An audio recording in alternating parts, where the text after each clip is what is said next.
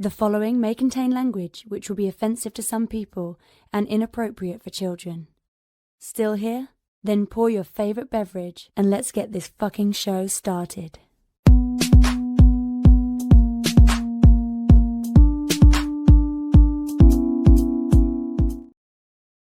Fantastic Forum, assemble. We're back after a little 1 week hiatus from last week. Got the usual people here. You got Oz somewhere over here. And say hi, Oz. What do you drink? Coffee? Yeah, golden ale brewed with coffee. It's my last one. I got stuff. I can't move up because I'll run him over. So I'm stuck here until he decides to go to bed. You might stay there. Yeah. It's weird. Your dog like chills when you do the show. Mine leave the house. They're like, he's not paying attention to us. We're getting out of here. And they'll just go hang out in the yard or something. As soon as they see the camera come on, they leave. At some point, he'll get bored and go to bed. Yeah. We got Jay over here. Jay, man, say what's up. Hey, what's up? And I am Moses Magnum, hosting right now, impromptu because Larry's late, and we didn't want to keep you waiting, so we're here. We're gonna be talking about All In, DC's All In line, reviewing Wonder Woman #1, Absolute Wonder Woman #1, Batman, Absolute Batman #1, Absolute Superman #1, and maybe Absolute Batman #2. That came out already. I read it. I don't know if you guys did, but we'll be talking about that, and then we'll also be probably talking shit to Larry because it's his birthday, so we're probably gonna give him a little shit.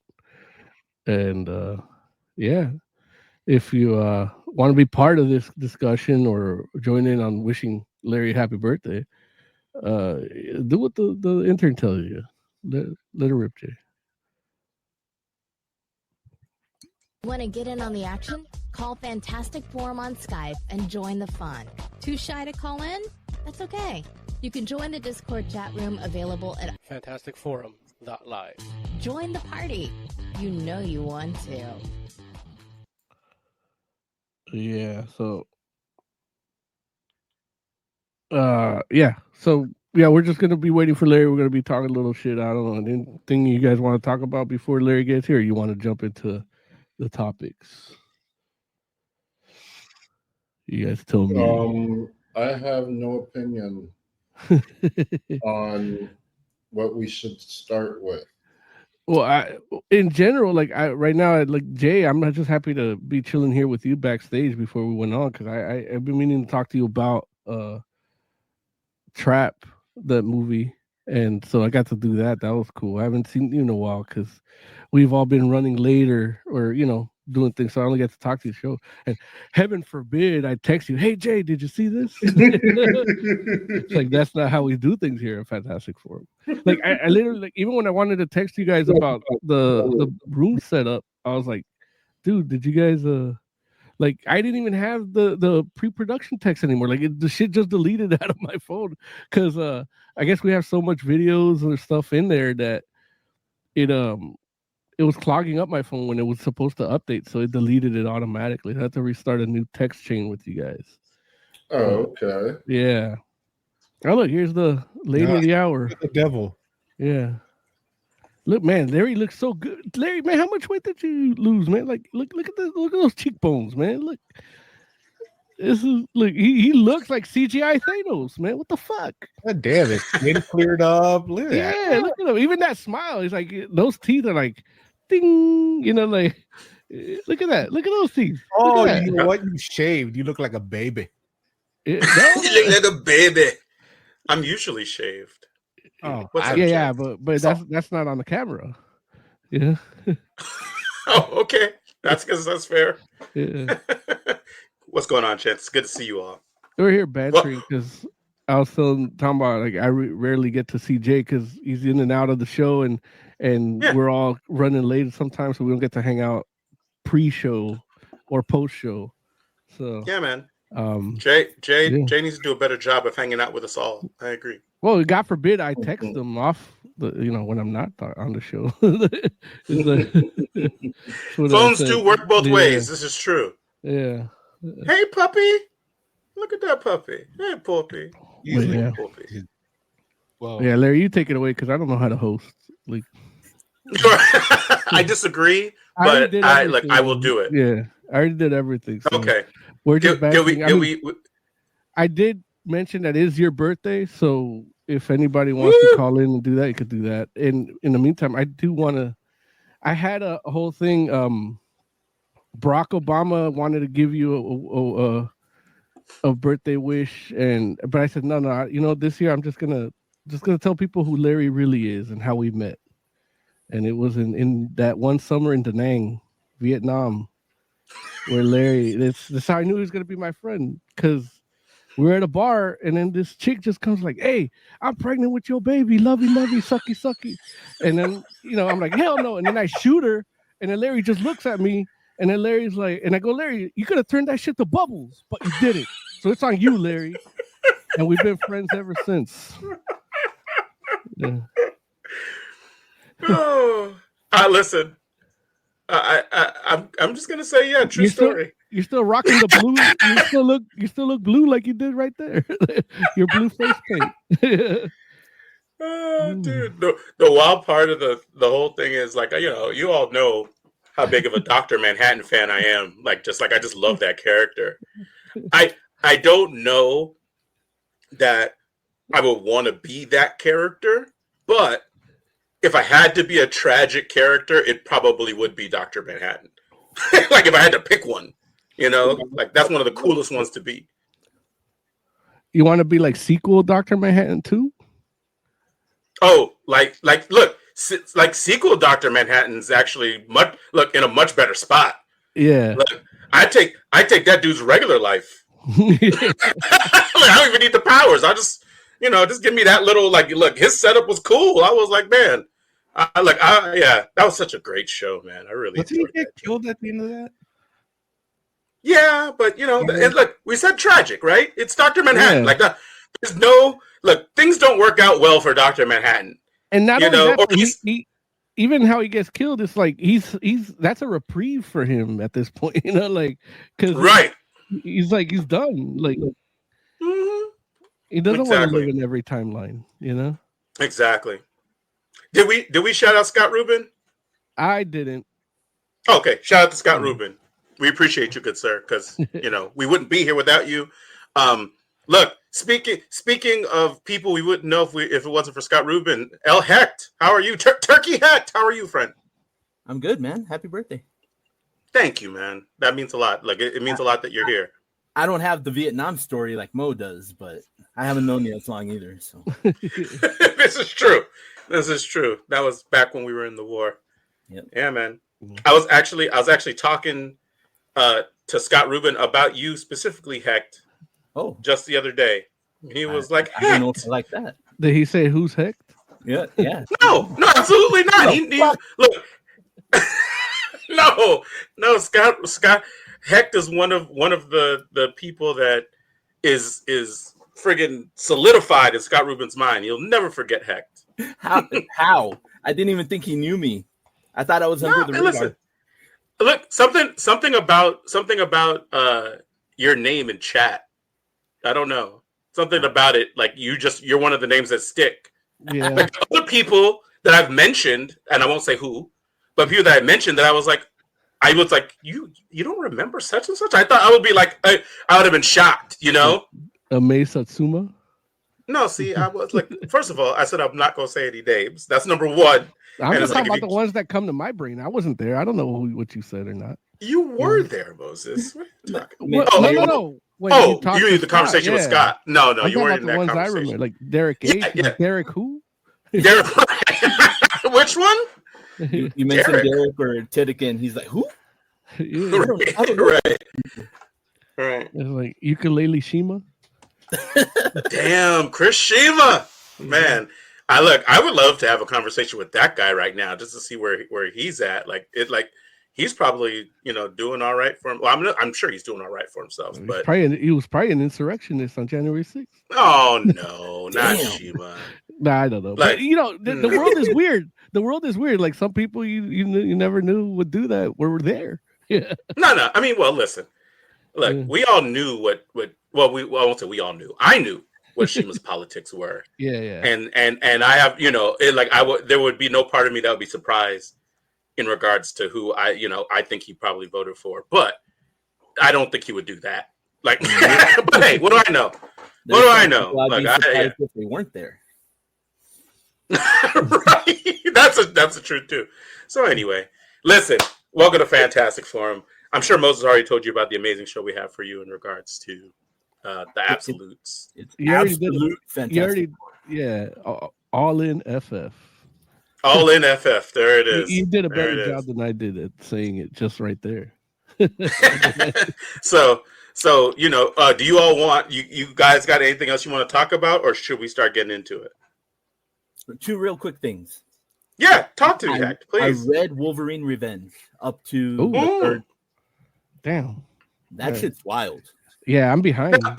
Now Wolverine Revenge is out of continuity, right? Like it's like a yeah. Okay. And it's absolute Wolverine kind of. Yeah, basically. Yeah. Is it? No, he's not as beefy. Like it's regular, but it's very absolute. And it's very, very gory. Oh, really? I did not know that. I read the red band ones. I don't know how the regular ones are. Oh, Redbird. It's Redbird. It's a fucked up comic. Mm-hmm. Okay, in a good way or a bad way, or somewhere in between? For me, in a good way. But yeah, it's like watching some of your favorite heroes like be in Saw. And Damn. Yeah.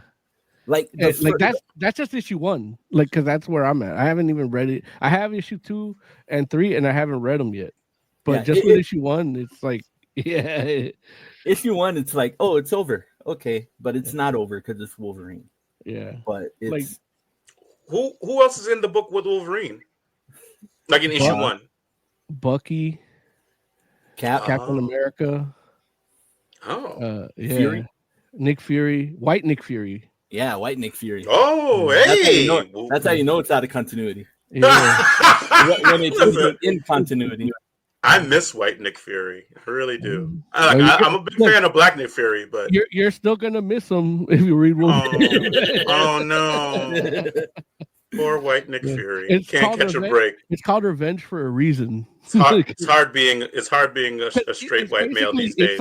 It's like an invaders team with Wolverine on it, or like but going into Soviet Russia. Is Namor in it? Not that I remember. No, not yet. Yeah, not yet. At least. Yeah. Okay. No, that sounds interesting though. I don't know what issue 2 and 3 have, but just the way that first, it's like imagine almost like an invaders type mission or Howling Commandos type mission, Wolverine in it, and like Bucky and Captain America in like Soviet Russia, like closer to modern day, not World War II or Cold War time, but like maybe like 90s, Jay, when's the last time you read a Wolverine comic, like on your own? Oh, it's been forever. That's fair. How about you, Oz? Aren't all X-Men Wolverine comics? No, how dare you, man? See, this is why you have to live so far, Oz. Because Power of X. I don't want to put hands on you. I don't want to do it. It's like if you were like in friggin' Long Beach, I'd just drive down there and be like, this guy, he needs a good shaking. He won't. This man talking crazy on his birthday. Yeah, man. Look, he's like, let me disrespect all the things he loves today. Oh, that's fair. Okay, what's the second thing, Heck? I read a comic. It's a wrestling comic, but it's not a typical wrestling comic. It's from Dark Horse. It's called The Masked Matcher. Yeah. The Masked Matcher. Asterix, It's Yiddish for big shot. Yeah. Matcher is Yiddish for big shot. Yeah. Well, it's Macher. So Oh, that's how you say it. That's how you pronounce it. Yeah. The mask mocker. Yeah. Most tapping into his Yiddish roots. Don't let nobody know. No. Sounds like it might as well be El Aso Wipo. It should, but it makes more sense because it's set in the 1930s. So it's like the early. It might be like somebody's biography or something, right? Yeah, but not only the 1930s, but Hollywood 1930s. So this is like OG professional wrestling. Yeah, I guess. Yeah. But very, very localized. Right. I guess technically they don't call it. They wouldn't call it professional wrestling, right? But at that point, it would be like still some sort of vaudeville sideshow. Yeah, it's like a circus. Yeah, but it's still wrestling, Mm-hmm. Like they call it what it is, but it's not as widely known as fake as it is. Right. It's interesting. What's the book about? Like I know you gave us the setting there, but what's it actually about? So it starts off there's a actor. He's about to go off for an audition, and he gets a flat outside of the little arena, and they're like, "Hey, do you want to work real quick? We lost our mask macher. How do you say it? Mask macher? Macher, yeah. Macher. All right. So you got to yeah. We lost our mask macher. Oh, there you go. Do you wanna take over? Like, no, I'm going for an audition. I'm about to be, hit it big. And he goes to the audition. Thought he did really well. They said he did really well. Ends up losing the part. Goes back to the arena and plays that part. Mm. And that's basically the plot. He's trying to help out the owner, the little old lady right there on the right. Mm.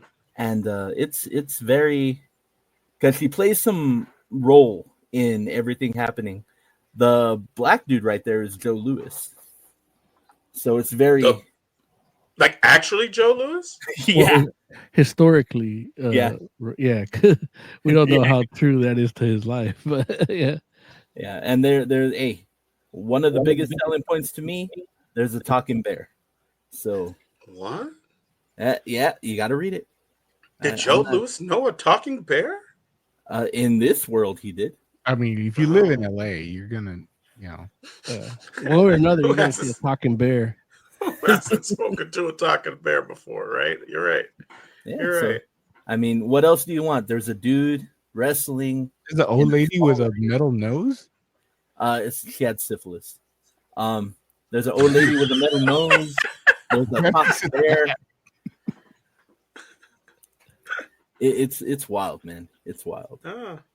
Did the old lady is the old lady with the metal nose the same one that's on the cover? Yeah. Did she have a metal nose on that cover? Yeah. Oh damn. Yeah, it's just kind of hard to tell because it was really tiny. I missed that. The art isn't the best, but it goes for the time. Like it's not bad. It's not bad. Yeah. Not bad. I saw. I mean, if the Quick cover is segment. indicative of what the interior art is like, I wouldn't call it bad either. Oh, it's the art on the cover is exactly the same. Oh, okay, cool. Like Joe Louis looked like he had an 8-pack, but also I think he kind of did. Yeah. He got that 1930s strength. Got that 1930s build. Yeah. It's a good comic. I liked it a lot. Okay, cool. There was a Taylor Swift comic that came out last year, and I saw it. I just wanted to see the art. Mm-hmm. Oh man, It's no good. I didn't like it. I didn't like it at all. Man, he's a Swiftie. Wait, is it related to the art in this book that we're talking about with the mass mocker, or you just had that thought and you're like, let me say that. Macher. It's I had the thought because you were talking about the art. Okay. Nothing wrong with that. I'm just making sure that I wasn't missing anything. Yeah, it's this art's great. Okay, cool. Shout out to the crazy amazing J-Man. Says good evening, comic book fam. Good evening, crazy amazing J-Man. Oh my god, this Taylor Swift book is terrible. Right? The art sucks. Right? Share the screen. Share the screen. I don't know if I want to. The cover is the best thing. He said it like it was gonna give his computer a virus. Like I think it did. I don't know. I thought it gave my virus. It's bad. I wonder what will make somebody be like, we should make a Taylor Swift comic, like just because they're like, is it Tidal Wave? Is it Tidal Wave Productions? Is it the people that put it out? Because they'll do that. Like they'll just do random biographies that are unauthorized. So whenever it was very biographical up to 2009, 2010. Yeah, a Blue Water. Yeah, the cover is the best looking. Yeah, that doesn't look like Taylor Swift. And then this is actually like probably the best page. Yeah, that's not a bad looking. And then it's just like downhill. It's all downhill from here, brother. Yeah. Who drew it? Penciler Eric Adrian Marquez. Okay. Or Marquez. He also did the colors, so he has like no he can't even hide behind that. Like the line art isn't horrible. I think it's the coloring. Look at that face. No, like the coloring is the worst. If it was just line art, like black and white, it would be passable. Well, that's the problem. It looks like he outlined the face and then just went in with colors and tried to do something. Yeah, but it's especially like that particular where your mouse was, it looked like one of those like tattoo memes where it's like, this is what it's supposed to look like, and this is what it turned out to be, you know? Like part of it. Same with that like with her hand on the chin right there, like that's like, is that Tina Turner? Yeah, that's a poster. I'm guessing this is Swift. Mm-hmm. I guess. Is Taylor Swift a Tina Turner fan? Apparently, Bobby. According to this, yeah. Let go of my purse. Oh, that's some life about this right here. Yeah, in she got that penguin foot. I haven't seen the Penguin. Did any of you finish watching Penguin? I did. Is that John Goodman? That's what I was going to say. It does look like John Goodman and Barack Obama. White Barack Obama. Yeah. Like, don't get me wrong, like, but that looks like Barack Obama, like how the top looks like John Goodman. I'm telling you, man. Jeez, man. Yeah, that's no good. That's no good. Just real quick, Oz, just like on a scale of 1 to 10, what would you rate the ending of Penguin? 10. Yeah. Fuck that, dude. Yeah, really? Yeah, dude, it was so good. Listen, I'm just saying, if you all are like, should you watch Penguin? The answer is yes, and you should watch it all the way through. Like, you should do that as soon as you're able. Like, it was so good. Like, I can't believe that I enjoyed that show as much as I did. I get so much content that's about family that, dude, you really need to, if you like family, you need to watch Hellstrom. No, that's the thing. This is like the anti-family. Yeah, man. You Like, should watch that. the worst part of this show for everybody. All right. Let's get into some comic book reviews. You guys ready? Let's do this. Absolute. Lee. Oh, I have a family book. Family. Comic book review. Comic book like review. Well, not like that, but like.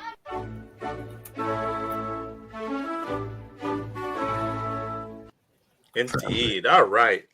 We're going to talk about some absolute DC comics. Where should we begin, gents? Like who wants to talk about what book first? Who's ready? Let's see. Look, you all look ready. Look, I see you, Joe. I see you got that steely look in your eyes, Joe. No.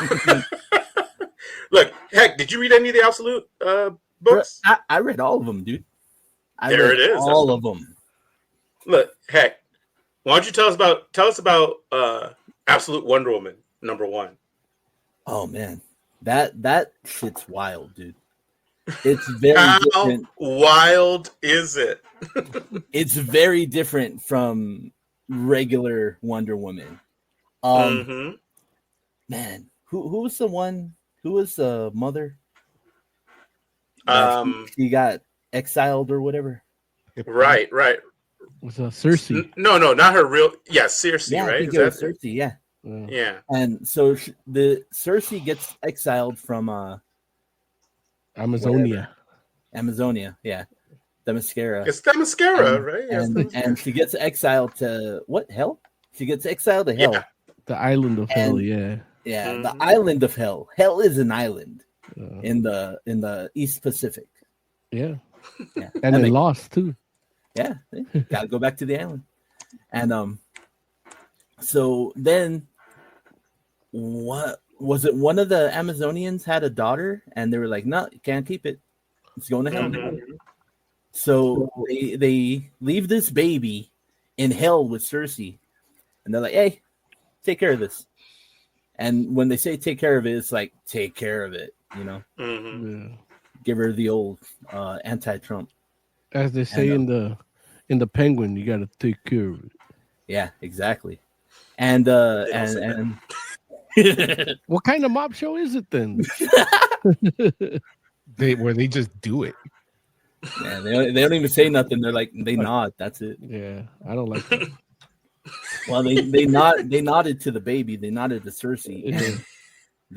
And she wouldn't die. They tried to fuck up a little baby. Little baby didn't want to die. So Cersei has to take care of her as she grows up. Baby Wonder Woman is fucking up everything on Hell Island. Fucking up everything that comes to kill her. Right. She would like start hugging. You're not wrong. Like there's like demons and like griffins and like those. Was it? I forget what they called the type of dragon.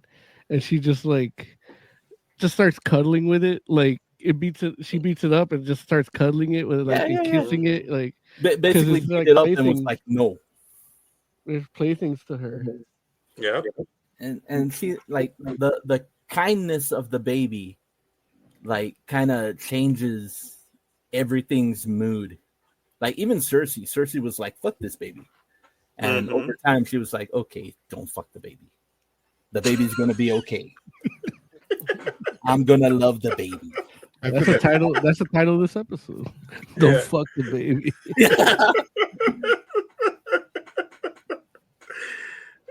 Happy birthday, Larry. Happy birthday. No, please don't put me with that. Please don't. And then okay, continue, Hector.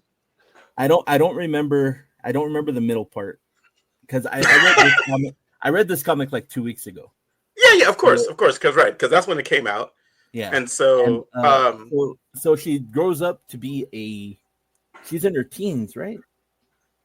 I don't. They don't say exactly, but she's definitely grownish. Yeah. Like she probably outside of like late teens, maybe. Yeah, potentially early 20s.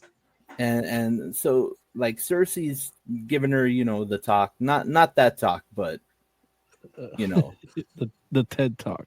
Yeah, the TED talk. Like, Jay's like, oh yeah, the talk. Yeah, restoration. I don't want any part of it. Do they even have that? They should. Yeah, because she breeds. She can have kids. I don't know, because according to the email that Gal Gadot sent me, then yeah, like they can have kids. I didn't know you were on that side. She needed money help getting out of the country. Needed me to wire money. And so did Wonder Woman. Yeah. So she's Wonder Woman in real life to me. I suppose. So I can remember all that, but I can't remember the rest of it. So No, I that's don't. fair. He gets into the world. Well, there's a demon invading the Earth, Right. and The so Earth she showed realm, up. yeah. Yeah. Demons, and were they parademons? No, there's No, They were little they're dragons. They were little dragon things. and they're out. They're from like the, I think what is it like Hades or shit like that. Like one of the because they didn't kill her. These things are happening. I think is what's going on. I don't know if it's as a result of that, Yeah. but it wasn't.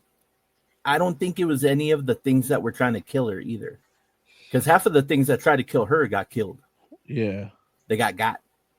They But they leave it a bit ambiguous. I feel because like I don't if I'm remembering right, they don't actually show us like the moment where she actually leaves the island, right? Right. Like, It's like a time jump kind of. right. Yeah. It's like she was on the island, and we do see her like become like grown, and we see her like discover that she's an Amazon, but we don't. But you can't don't say that word. Well, Cersei couldn't say it, but Yeah. but She got but- banned.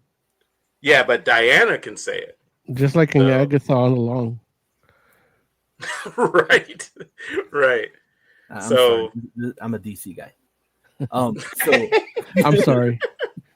how dare you? How dare you shit on my culture? My culture. So But yeah, go ahead. in the beginning, Cersei got banned from saying the Amazon word. Couldn't Right. say Amazon. It bleeped her through that. Every time she said it, that's all that came out. it's Mhm. exactly like Agatha all along. Yeah. And then so she had to explain to Diana what she was without actually saying what she was. Mhm. Then with the time jump, Wonder Woman comes into the world, and all these demons are trying to take over the world. We're sent to take over, and we're gonna fuck shit up, whatever. And then she's like, "No, I don't think so. Amazonians are supposed to protect this realm, so I'm gonna fuck you up." And that's what happened. She was Yeah. fucking- So She turned into Tarna. you got to explain to the people who Tarna is, Mo, because Tarna- only six of our audience Yeah. members know. Well, whoever watched Heavy Metal the movie, the old animated movie, anthology, like no, they've seen her, like she rides the little dragon thing, and that's kind of like when you look at Tarna, especially like in her newer iteration, her own comic book Mhm. now, and then the design that Wonder Woman got is like it's almost identical, like her riding That's interesting. that weird beast. And I don't have access to the stuff here because I'm not logged in as an admin, so I can't Mhm. share like how I would want it to. But What do you want to share? Tell us what a you're picture looking. of Tarna, yeah, like Oh, riding, like just, and then the cover of side by side, the cover of Wonder Woman. Like it just looks like a Tarna comic book cover. The Absolute Wonder Woman looks like a Tarna comic book. So it's Taarna, I believe is how Tarna is spelled. so yeah, let's see if we can pull up some Tarna covers I for you mean, real quick. it's the cover to the thing To what? to Heavy Metal is her writing the Right. Yeah. But that's like, and that's the cover of issue 1. But even like the newer, like Tarna's new comics, like her design is like a lot like Wonder Woman's design. Yeah. in absolute, right? Yeah. Like for example, like this picture in particular, like it's less like pervy or whatever you want to call it. Yeah, I can't really show it, but it's yeah. Maybe if I lower the Yeah, the brightness maybe. yeah, Uh-oh. that's I not did. Tarna. Did I do that? Yeah. Well, wait, maybe a little more.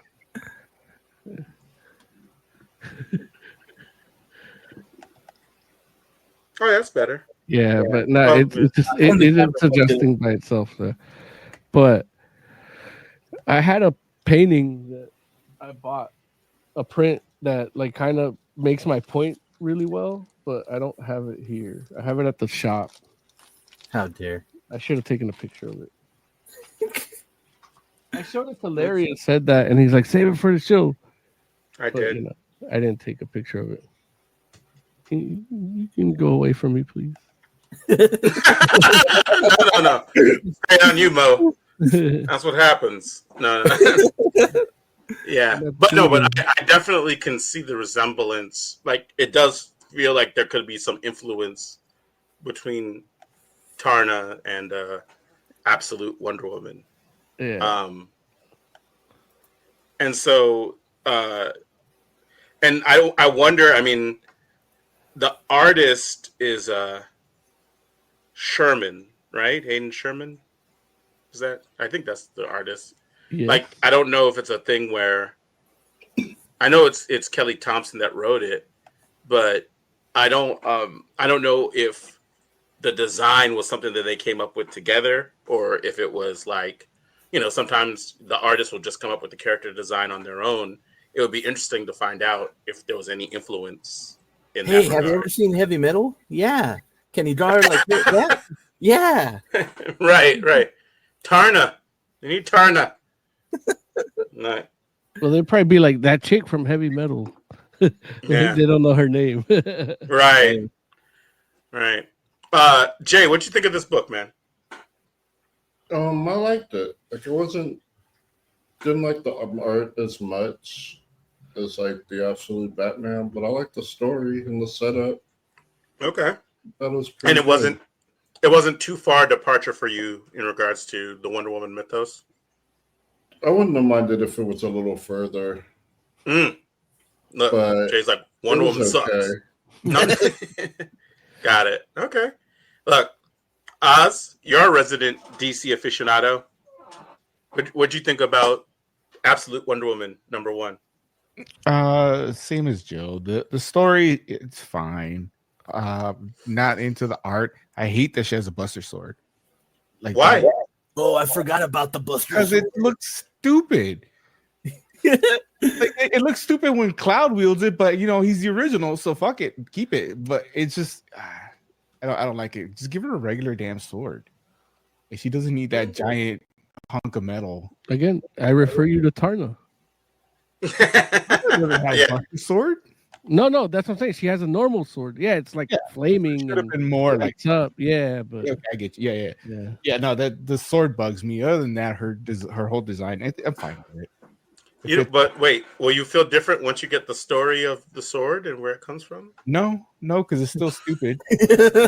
Yeah, but it'll have an origin. Like, unless it gets shaved down into like a normal sword, then yeah, like in 13th. Well, or bleach, like if it's bleach where it's like it evolves depending on how many battles you have.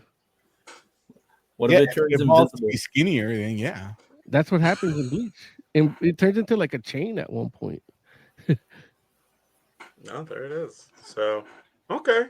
So story wise, you didn't really have an issue with it. You just thought the sword was dumb. Yeah, I actually would rather see more of the lasso because you only get you get it at the end. Right. So I would like to see her use that a little bit or find out more about that. Just give her a regular sword. Got it.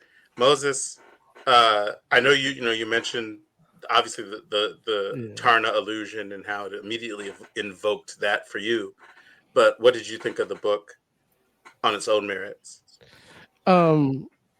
This is again like just because it does draw that from me doesn't mean it can't be good. You know, like Age of Venom was that, like where it's like Age of Venom was like Deadpool, yeah, like the design, but the story is where it shines. You know, and right. That's where this shines for me is the story. Like even with the time jump, I'm usually not a fan of time jumps. But I didn't even feel it like a time jump till I started talking about or hearing Heck talk about the book, you know. So I enjoyed reading it. The actual process of reading it was enjoyable, and I like the newer origin. You know, everybody's been trying to do that within the DC universe. Yeah, every time they Right. do a crisis or something, they try changing it, making it more mythological, more, you know, archaic, or fitting more towards the myth of the Amazons, and then sometimes a little in a way that works, sometimes in a way that doesn't. So they keep rebooting, So doing that here, it was good, and that for me, it's because it wasn't that far of a departure from what I already expect from Wonder Woman, and that's where, like, when Jay's like, oh, I would have liked, or wouldn't have minded if it was more. I'm like, yeah, I think this is the right departure for me.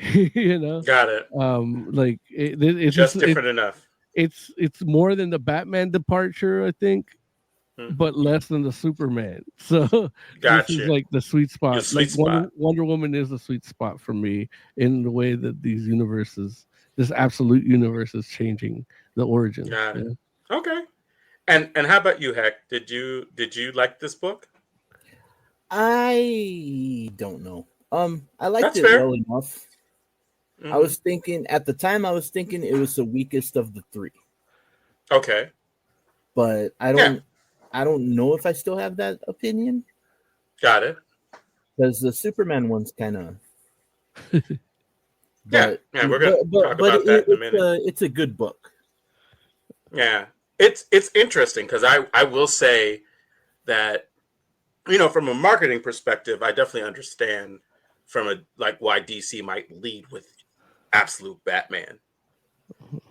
But what I can definitely say is this book, because I read this was the next book I read, the next Absolute book I read after Absolute Batman. And yeah, this book doesn't feel as good as that one. But that doesn't mean it's bad. It just means that it's not as good as Absolute Batman, which is, Scott Snyder getting to do Batman again with having creative freedom. Yeah, exactly. So it's like, you can't, that's a tough act to follow. And it's not like, Kelly Thompson's no slouch. Yeah. I'm not, there's no, it's not like I'm, it's not a judgment, I think, so much on the writer as it is just more so about the concept and ideas that came out of that other book. So it's kind of like, okay, yeah. So it's interesting. I did personally, I did like the book in general, and I thought it was a much different take, and I'm here for it. It's it's supposed to be a different take. So nothing wrong with that from my perspective. It's just more so when the book ended, I was kind of like, okay, well, we'll see where this goes. It might it's more so the strength of the character that will get me to read number 2 than what I actually read in issue 1 of this book. Yeah. If this was a book that was if Wonder Woman wasn't a character that I've ever been familiar with, I might take or leave this book. As opposed to say, if I didn't know Batman and I read Absolute Batman number 1, I'd be like, I need number 2 right now. It doesn't have anything to do with whether that book is good on its own strength without the idea of Batman behind it, I feel. So if you took out Batman and put the Masked Macher. Right. If that book was called Masked Macher number 1. Macher. You got number 1. Yeah. And it was, everything else was the same. I would just be like, man, Masked Macher might be my new favorite character. So, Absolute Masked Macher. Okay, well, shoot. Anybody got anything else they want to say about Wonder Woman, Absolute Wonder Woman number 1 before we start doing some ratings? I wish I had read it before the other 2 Absolutes. That's interesting. I think I would have liked it better if I had read it first. Yeah. And again, it's I don't think I don't like. It probably would have been a mistake for DC to release this first. Yeah, I totally understand why they did Batman, but of the three, the origin of Diana in this one is probably my favorite origin of anybody right now. The best reinvented origin. Yeah, I could agree with that. Agree with that. Yeah, like it was at least the most interesting. And that's where this book is kind of, I guess, if I want to call it weird, where it's like the origin of this new Wonder Woman or iteration of Wonder Woman is really good, but the actual what she does actually isn't. And I don't know if it's because of the way they chose to do the book, where it's like it does a time jump, so you see her origin and then you see her here, whereas in the Batman it's like interwoven in the first issue, you know, and I think that's what helped. You're seeing him. You're seeing it through Alfred's perspective, and then you're seeing it through Bruce's perspective as a kid, and watching him grow and jumping between Alfred and Bruce until it becomes Batman. And that's just the structure. And again, that's just a way of, like, they literally could have just done what they did with Wonder Woman with Batman, and it would have, like, it's just editing. It's not just the writing or the drawing. It's just where they choose to put what, you know. Mm-hmm. And yeah, I don't know. We'll get to Batman later. Even though I will say that for Wonder Woman, I personally did feel like the stuff on the island I found more compelling than whatever was happening. That's what I'm saying. If they would have interwoven it like they did with Batman, you probably would have had a better experience reading the exact same thing. It's just a different way of presenting it to you. Yeah. Yeah, that might be true, but I will say that I felt the action sequences. No, but I'm just playing. I can say the action sequences in Batman were really interesting in and of themselves as well. Well, that's the art, like, you know, the and that might be true. Maybe the script, the notes that he got, and you know, but that could be the case. So, I mean, you got to remember Nick Dragotta is like he worked on those Hickman Fantastic Four books, you know, like so he knows how to work with really like meticulous writers, you know, and Snyder's one of them. Yeah. Okay, well, shoot, it's a good pair. Anything else before we rate? All right, let's do it. Heck, what would you rate Absolute Wonder Woman #1? I'll give it a 3, because I feel while the origin is really good, the final part of the comic was kind of like what? You know, some of the action in the later part isn't as good as in the origin story. Okay. So cool. A 3. Sounds good. Okay. Oz, let's go to you, buddy. What would you rate Absolute Wonder Woman #1? I'm probably gonna say 3 also. I mean, the story's fine. It is probably the more interesting of the origin stories, but I don't know. I didn't enjoy it, but I don't regret reading it either. So I'll just go with 3. Okay, that sounds fair. Jay, let's hear what you got to say, man. Absolute Wonder Woman #1. What would you rate it? I'll give it a 4.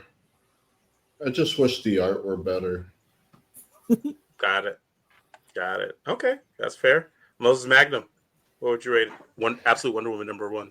I give it a 4 also. I feel like what Heck said, like, it is true to what I feel reading it, but I did want to read issue 2. Like, I'm excited to read issue 2. So, and that earns a point because that's what a #1 is supposed to do, you know? So, and again, it's an interesting origin, and you know, the stuff that happens, but again, like, I want to see what happens. I want to see this Wonder Woman flourish. Like, see what else she gets into, you know? Right. Okay. As for myself, I would give it a 3.5. I think ultimately, like, I felt like the origin was interesting, and I felt like that actually was the part of the book that stood out for me, as like the interesting, like even just the conversations between Diana and Cersei for like something that felt more compelling to me than the like, you know, random demon encounters, and something about like those action scenes just don't quite hit. But the character itself I'm interested in. And, you know, this is the thing where I think for me, I was actually like, I feel like Absolute Wonder Woman might be more interesting in the dynamic of how the character fits into the greater world, you know, like outside of whatever. Outside of hell. Has, well, yeah, or not even just outside of hell, but like, I guess like when the characters start interacting with each other, that might make for a better like environment for Absolute Wonder Woman. But you know, but we'll see. I still want to read issue 2 as well, but I think it's just more so about seeing where this version of Wonder Woman goes, as opposed to like, you know, on the strength of the book in and of itself. So that's where I'm at. Okay. Unfortunately, you all ready to... I must leave you now. What, Jay? What? You gave us a hot hour? That's it, huh? Okay. Hey, that's what happens sometimes, man. Do you want Batman? What? Tell us what you loved about Batman or hated and rate it real quick. I didn't read Batman. Oh, okay. What? Did you read Superman? Almost. Okay. What the world does that mean? So I almost read it. Expect a video from Jay. I'm gonna go to his house Black Friday and film him. Jay, what's your review, motherfucker? Yeah, gonna shake. There's a good shake in this, Jay. Yeah. You right out the street, Jay. Yeah, he's gonna be with his hose and shit, and we're gonna be camera in his face like TMZ. Jay, the public wants to hear what you think about. Yeah, we're gonna do that shit. Absolute Jay. He's gonna throw up his stuffing. All right, Jay. All right. Talk to you later, man. Oh, thank you, friend. I appreciate you, buddy. All right. Later. That's too funny, man. Okay. You guys ready to talk about some Absolute Superman? Yeah. Why don't you talk to us about Absolute Superman, man? Absolute Superman is the tragic tale of them trying to reboot Superman and being terrible at it. Damn.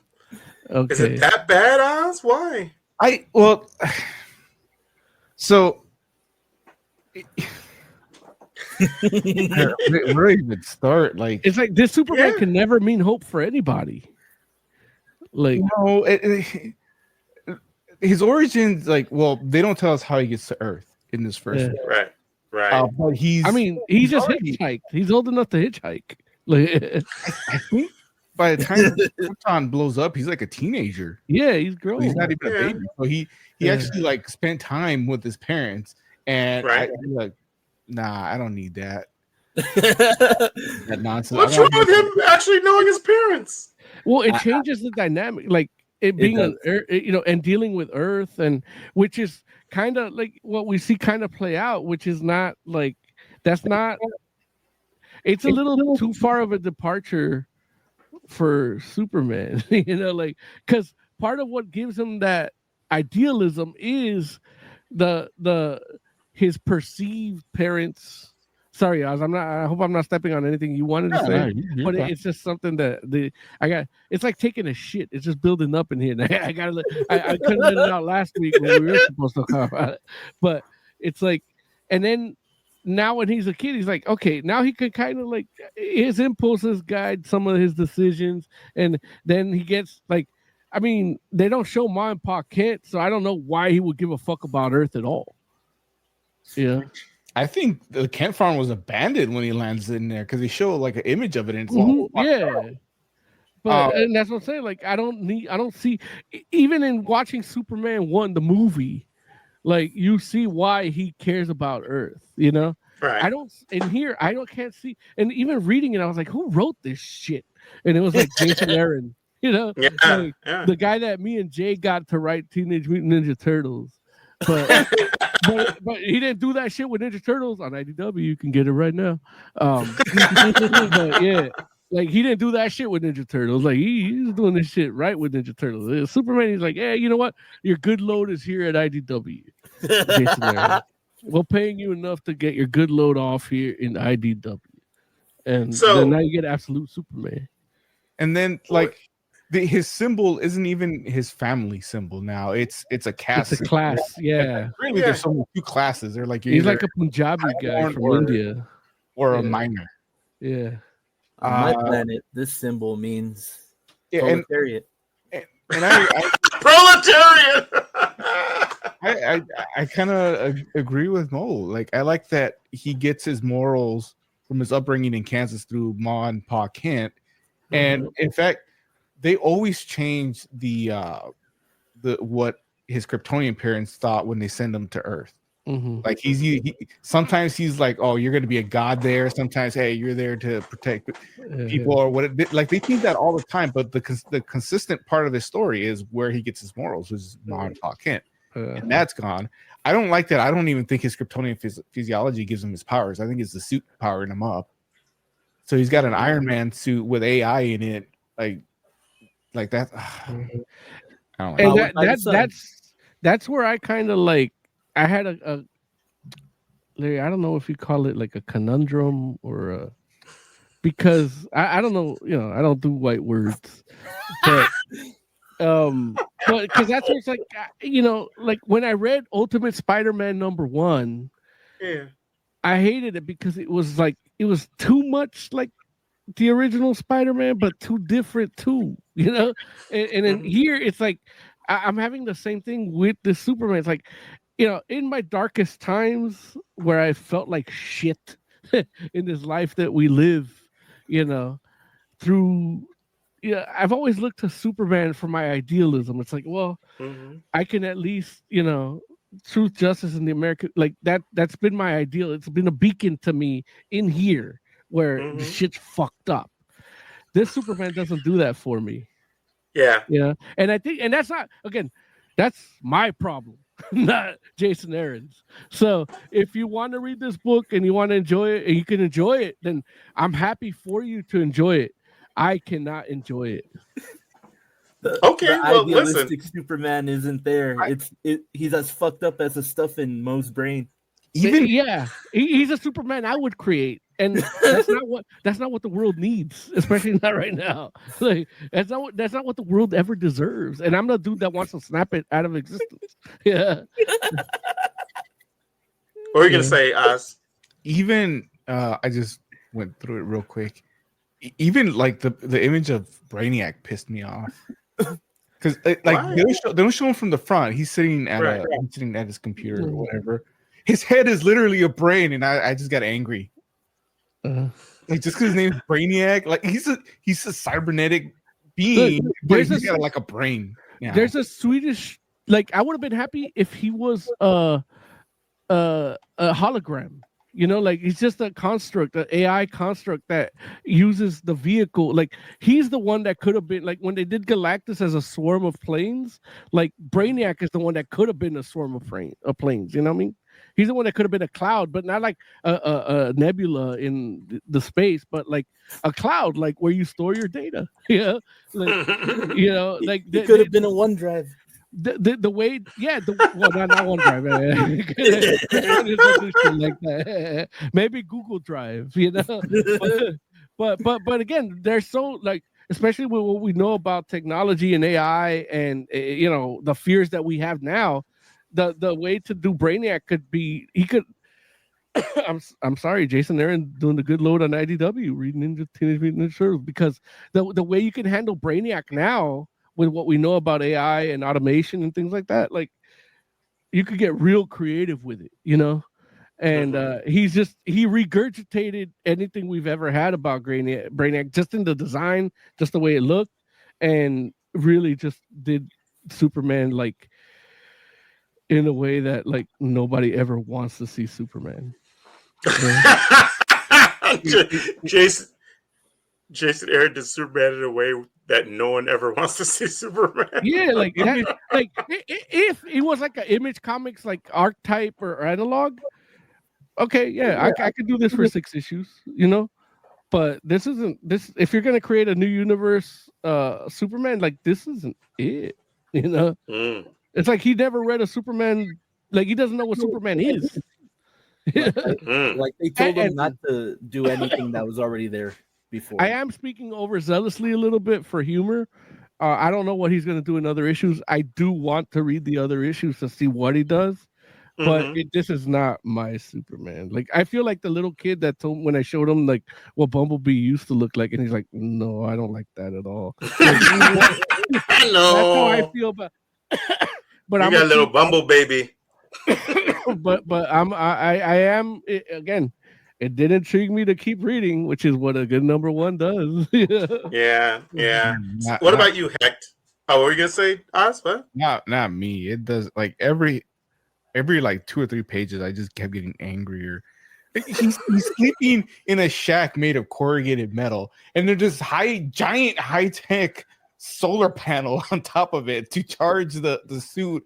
Like, dude, you can't just go outside and stand there. Like you get. Pissing me off.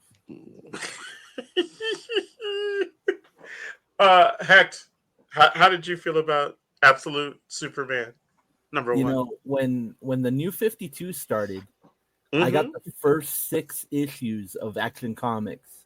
Right. I thought, wow, this is a different Superman, but it still stays true to some of the old shit. Because like one of the shirts looked like the old Fletcher logo. Right. And I was into that. When they came out with the Earth 1 stuff and I got Superman Earth 1, it was different enough that it was something new, but still stayed true to what Superman is. Absolute Superman doesn't stay true to shit. I think I understand what they were trying to do. They wanted like a working man Superman. Like a super working man, like he's for the downtrodden, but the execution of it reminded me of Man of Steel, the movie, and I don't think that's a good way to go. No, I agree with that. You don't want to be like Man of Steel if you can help it. No, I feel Man of Steel did it better. Like it did.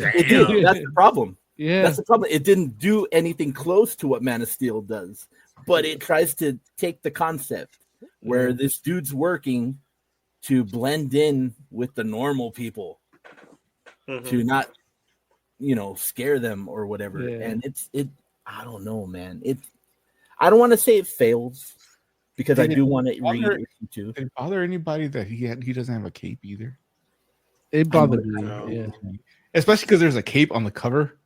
Yeah, it bothers me. Is there a cape though? In the cover. It's gonna be a hologram.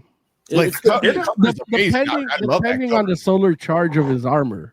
You are listen. It depends. It'll probably come. It's an add-on from Apple. Yeah. 99 cents on iTunes. Yep. It's a premium. There's aspects of the comic, like the origin story. There's parts that I like. I don't like the whole thing. It doesn't. The Superman origin in Absolute doesn't hit the way Wonder Woman's does. No, it doesn't. I agree with you. Wonder Woman's origin is like a 100%. It hits everything really well. It's like a fancy dinner. Superman's origin is like a dinner from hamburger stand. And it doesn't hit shit. Not a good hamburger stand. It's like you like it at first, and then it gives you diarrhea. Yeah. Exactly. It's interesting that you say that because I know for myself, like I found. Damn! I'm just wow! Happy birthday! Wow! I found the caste system thing interesting. And, I was like, okay, it's a little at first when I was reading it, I'm like, huh, this is like strange. Like it's not something that hasn't been like touched on in Superman. Like, I don't want to say lore, but like in Superman, like it's been explored here and there in different aspects of Superman, like media. I want to say the animated series had something similar. I think. I think it touches on it because like the scientists were big shots. In the animated joint, and also too, I feel like it went much further into that on the Krypton TV show. Like they kind of went that route as well a little bit, but I don't think anybody saw that TV show. Oz did. Yeah, Oz watched more of it than I did. I know that, but what I will say is that initially, while I found it intriguing, I will say that the origin, like the Krypton origin aspects of it, definitely like overstay their welcome in that first issue. Like it just ends up being like, okay, like we're still here talking about like Jor-El, you know, like, but not in a way that's like extra interesting. It's just like, you know, like. Now, as I read the book, I understand a little bit more why that, like, the background plays a more important role, at least in my understanding of the book, or and how I received the book. I felt like the background origin plays a larger role in why you have the Superman that you have in this book, and you know. While it's definitely a different Superman than the classic Superman and virtually every version of Superman that we've had, I will say, like, I honestly don't feel like it's a Superman that's like devoid of hope. It's just a Superman that. Well, he has to learn it first. Well, here's the thing. I think he has it, and that's the wild part, which is it's like. That's how you know it, or at least that's the aspect of it to me that feels more like Superman, only because it's like this fool has hope despite what he's seen. Like, you know, the original Superman was like instilled with hope from a child. Yeah. This and you know, like, and just like how you all said earlier, where you're like, he's the person he is because he was raised in a particular environment. And what this book almost kind of does is like, what would Superman be if you completely stripped him of that environment? And it kind of shows at least like he would still be a decent person. Yeah. It's just his worldview would be shaped differently because he's like, all he's seen is the worst of people. Like he saw his dad get like ostracized despite being correct because of, you know, his ideas didn't fall in line with what the masses wanted. And at the end, his world got destroyed still, and it could have been prevented because if people would just like had been humble enough to like listen to an alternate opinion, right? And then he comes to Earth. We don't know how again because they don't tell us. And he sees. It was sorry. I don't mean to correct you, but it was alternative fact. He comes to Earth and he sees the same kind of like he's like, I already saw my planet die, and I see that you all here are even worse than what they were up on my world. And he's like, I'm still gonna try to help you all as best I can.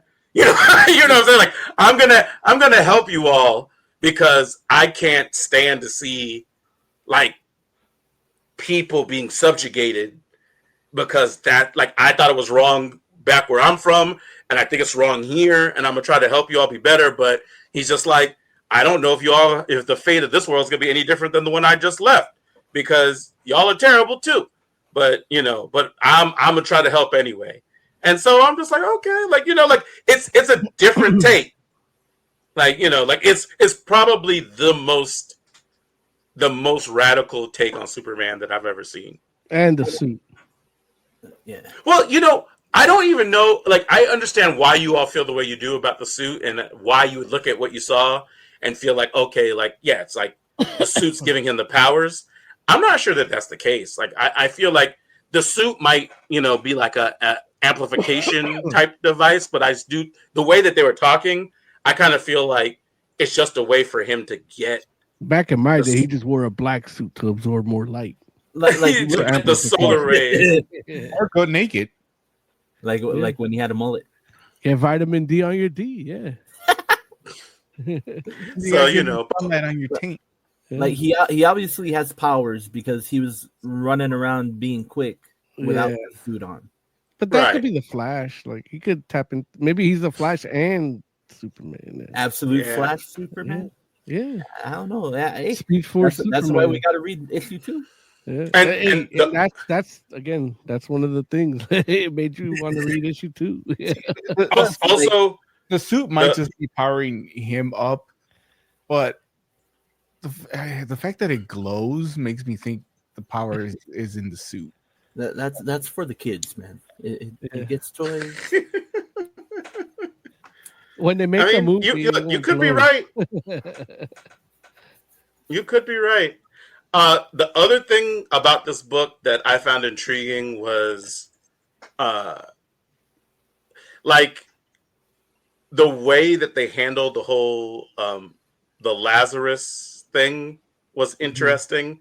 Like, just like how it kind of has like almost like a like, I don't even know, like it's almost like they have like multiple taglines for Lazarus, which is wild. That it's just like, well, I'm not mad, where I think one they were like Lazarus is peace, and then there was another one where somebody said Lazarus is something else. I don't remember, but that was interesting, like, just as a backdrop type deal. And then the whole Peacemaker situation, like not with just, of course, like the character itself, but the fact that it's like an entire like organization. Yeah. The whole security outfit. The whole are peacemakers. Yeah. Right. And so that was an interesting type of deal as well. And then of course the big part that is the whole difference in situation and relationship with him and Lois Lane. Yeah. Which is like, I forgot about Lois. Yeah. And so I'm just like, so did Jason Aaron. Lois kind of made sense because her dad was a general. Yeah. Right. Like, absolutely. I don't have a problem with that. I have more problems with Superman than I have with Lois. No, I don't have any issue with it at all. I thought it was actually really interesting, and I thought that by itself is a dynamic that's worth exploring and kind of like, oh, okay, like I would buy issue 2 just to see where this goes, But I think Lois being a departure from a reporter, like just being straight up military, is a very big departure from anything from the other absolutes that we've seen. Well, not Batman though, but they still give her the reporter instincts. Like she's the one figuring shit out too. So I like that. Right. Which they have those people within the military too. Like they kind of analysts. And exactly. So she can fit those parts within the military. And again, absolutely. Like Jason Aaron just doing whatever the fuck he wants, and like, they should just made the Lois comic because they did her right. They did her more right than Superman. Where's absolute Lois Lane? Yeah. She's right here. Oh, it's coming. It's coming. Oh, she's coming. All right. But yeah, man. So, but I can definitely understand. Like, and you all know, like I really do enjoy a good traditional Superman. Like that was my big thing with Man of Steel, where I was just like, this is. Well, it's why we like even like shit like Crisis on Infinite Earth 3 and shit. Like we could still kind of enjoy it because the Superman, no matter which Superman you're seeing at any given point, is a fucking Superman. Even in the shit animated movie, you know, like so, and that's where this one kind of like jostles me a little bit. Yeah, See, it but rattles my I guess foundation. see, and that's the thing though, where it's like, while I definitely agree with you that like this Superman doesn't personify hope in the way that we're used to seeing Superman personify hope. Specifically It's like me, because it's my problem, not Jason Aaron's problem. Yeah, I feel like Yeah. this Superman feels closer to a traditional Superman than the Man of Steel Superman. Like the Man of No, Steel yeah, Superman, I get that. yeah. Yeah, it's just like damn near cynical, and that's because Pa Kent was cynical. Mhm. You know, like you don't have to help these people, and it's like what? What do you mean you don't have to help these people? And that's the difference. Like you know, like dude, like, and that's why I'm like, okay, like in absolute Superman, despite having all this, like his life being messed up, and you know, like not getting raised by the Kents, still is like I got to help people, like at my own expense, and that's Superman in a lot of ways too. yeah, but this Superman also feels like maybe he wants all the mining material for himself to power that suit. Like, you know, like he's not 100% like, oh, okay, despite my Kent, he might prove. No, I think the Superman might be the villain of the absolute universe. Hey, we'll see. Yeah. We'll see. I mean, also like, And then Mark Waid's gonna be like, man, fuck you. like real Superman like has a job, he inherits a farm. Like Yeah. we know where he's getting his money from. This dude, Yeah, like, I'm pretty sure he's stealing shit. Like he has kids, they grow up to be teens. He just beat the fuck out of Doomsday with good ass CGI. Yeah, dude. Like I saw a picture. They had a picture of Doomsday in daylight, like which is like it's hard to do with special effects because like Yeah. this motherfucker like just a still picture look fucking dope. And I'm like, man, Really? like, I'm proud of this fucking series. Like You're gonna make me go see I'm this. behind. I'm too busy watching Hellstrom, but dude, that Doomsday looked fucking dope. Like, Zach, can you bring that up? I'm sure you saw it. Yeah, dude, But, like- Doomsday looks good. I don't like his origins, but he's still fucking Doomsday. But the design, like, if you Yeah. like, if they're promoting it to you to get you to watch this shit, it looks like a comic book brought to life. Like, Really? and the thing is that it's a special effects shot in daylight, which is like Yeah. a no with CW budget, you know. So, When you but say they- special effects, is it CG or it's is CG. it like It's CG, and everything's happening in daylight, which is hard to do. Like you can't make it look. You can't not make it look bad in daylight when you're doing special effects. That's why everything's always in shadows, or you know. Right. All these And- night shots. Yeah, and I just saw like it was literally like just a still picture, and I'm like, God damn, I need to be watching this show. Like, Okay. I'm almost done with see Hellstrom, this. so I'm gonna watch that next. How far behind are you? I'm still on episode 8 of season 1. Oh my god, What season is it on now? Like the last one. 4. But Right? I think it's like 4, and it's the last one. Yeah. oh, okay. Oh damn. God Yeah. damn. Yeah, that looks really good. That's not even the picture I saw, but that looks good too. That's a different angle. Like, yeah. Which one did you see? Like the one? It was like it was kind of like that, but he was like about to attack, like you know, and it was a tighter shot. I didn't get to see his shoulder and everything. Like it might have been Does- that same does he picture have- just cropped, but it was definitely like, yeah, that shit look. I mean, the shit looks amazing here too. So Does he have the I'm- green pants, Oz? No, he's got no pants. Oh, Ew. that's where they messed up. full commando. Fucking Jason Aaron. Yeah, fuck that guy. Damn. Poor Jason Aaron. Hey, He's no, at no, home right no, now. He's like, I hear them. he's cashing his IDW check. Right. So Jay and I made sure he shoots his good load. Take that like you want to. So okay. So okay, cool. So anybody got anything else they want to say about Absolute Superman before we give it a rating? I like the origin until they show that Superman's an actual kid instead of a baby. Mm-hmm. And I think because they didn't show everything about it. So I think in issue 2, when they continue it or finish it, it'll show where he gets his morals, where he gets his. That's the one I saw, the bottom one. Sorry, heck, I didn't mean to cut you off. Yeah, no worries. Yeah. Damn. Yeah, no, it. Okay. I want to tell you stuff, but it's like spoilers. You can tell me. Spoilers, Oz. No spoilers. I love spoilers. No, don't listen to Moses. No spoilers. No, it's not a spoiler that Doomsday at some point kills Superman. What? What? It's Superman and Lois? Dude, when I say he kills Superman, like in the comics, they retconned it where he was like unconscious and he gets all that.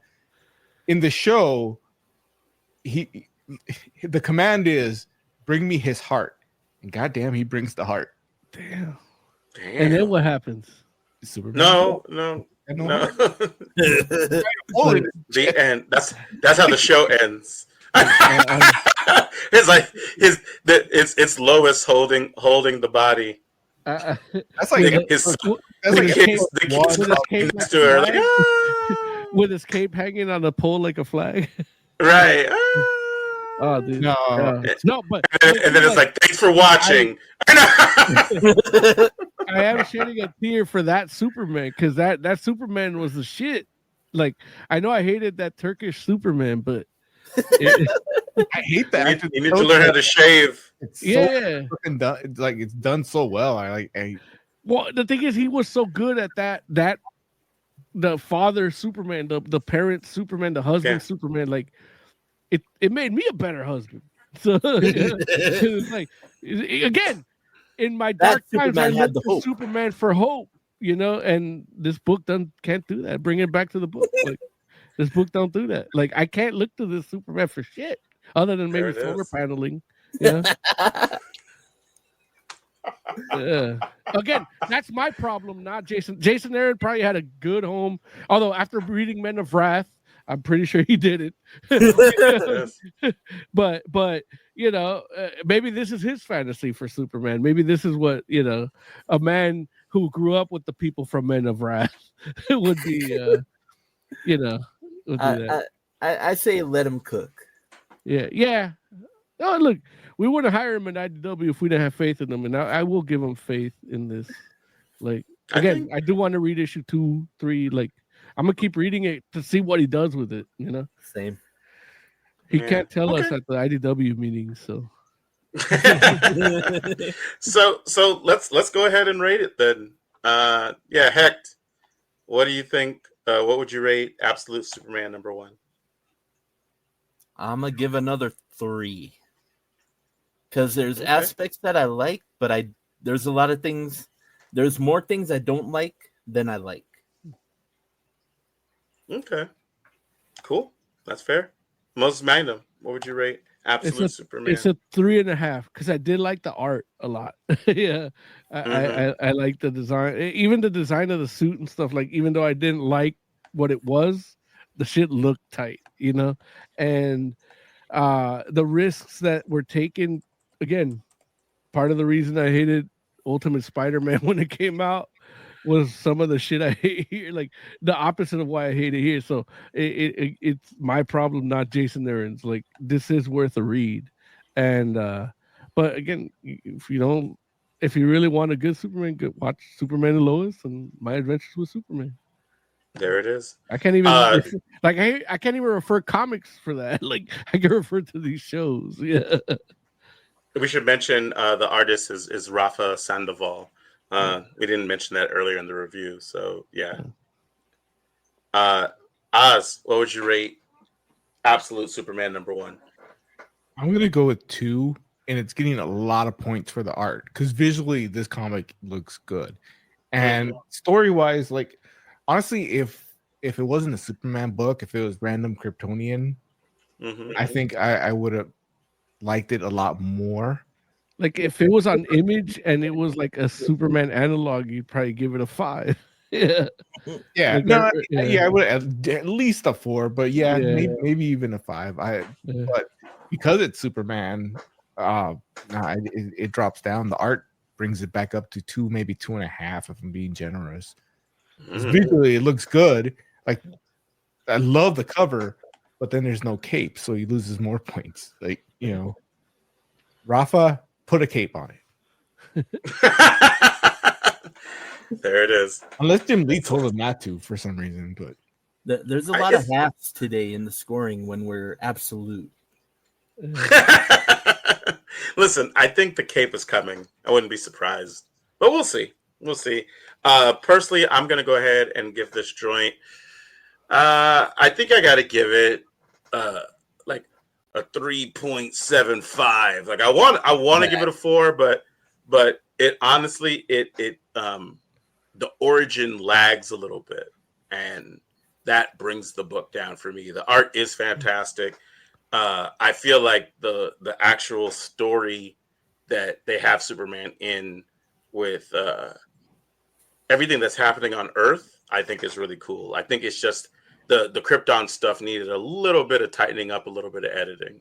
So yeah, 3.75 is what I'm gonna give it. You know what fucked me up? Tell me. I was watching a streamer play Life is Strange. What the fuck is the name of it? The new one, right? Like Second Shot or something? Like Picture not Perfect? that one. No, not that one. It was something colors. Okay. But like one of the... It's with that chick that has the intuition. The psychic ability, whatever. Yeah, I know what you're talking about. I can't remember the name of True Colors episode. Yeah, True Colors. Okay. That her dad became a miner. So I was watching that. He got younger? No, he was a miner. Oh. No, Miner. Oh, okay. The coal, clean coal. Yes, exactly. Yeah, okay. And I saw that, and then I read the comic, and it all kind of blended in my head. So it kind of, for the review, it kind of fucked up things. Like I'm trying to remember shit, and I'm remembering the game instead. It's like no, got it. So right. True Colors is a separate game. It's not like a revamp of the past 2 games. No, it's a standalone. Yeah, it's kind of episodic, right? Yeah. But I thought they did or maybe it's a different one because I did see like they redid the original 2 that I've been wanting to play, and I'm like, okay, it's on the Switch though, yeah, like and on the Steam, so yeah, I still can't get my Steam Deck to work. I've had it for like 2 years. I've only played 15 minutes on it. That sucks. Shit don't work. Yeah. Okay. Let's talk about Batman. Absolute Batman. What were you saying, Mo? Oh, Mo, you're muted. Mo. I don't know what happened. I was actually making a joke, like, sorry guys, I gotta go, but I didn't touch anything, and then it muted itself. Right, Jesus. That's funny. So, but yeah. Yeah. Well, actually, I guess I'll talk about Absolute Batman. Why not? Fine. Oh, you can go ahead, Mo. No, I'm just kidding. I'm just joking. Oh, no, go ahead. Yeah, no, absolute. I mean, Absolute Batman. Absolute, we talked yeah. right. We talked about issue 1 on the show. I want to say it was that I guess about a month ago. A little bit more. So issue 2 came out, and it's continuing the story showing us a little bit more about Bruce Wayne's origin and how he kind of decided to change from the kid he was into the type of person that would aspire to become a mass vigilante. We see a little bit more. Say again? Steroids does that to you. Steroids does that to you. We also see a little bit more of the continuing dynamic between this version of Batman and Alfred, and how that relationship develops, and we're watching Batman basically fight off the party animals, like, you know, learning more about how they operate and just going hard. Like it's interesting, this book, because Absolute Batman 100% feels like like it's like we're going to, like, it's Batman done as an action movie. You know, and it does that unapologetically, and it's just kind of like it 100% feels like, hey, if you're with this, great, and if you're not, well, you should read something else. because it's not Batman.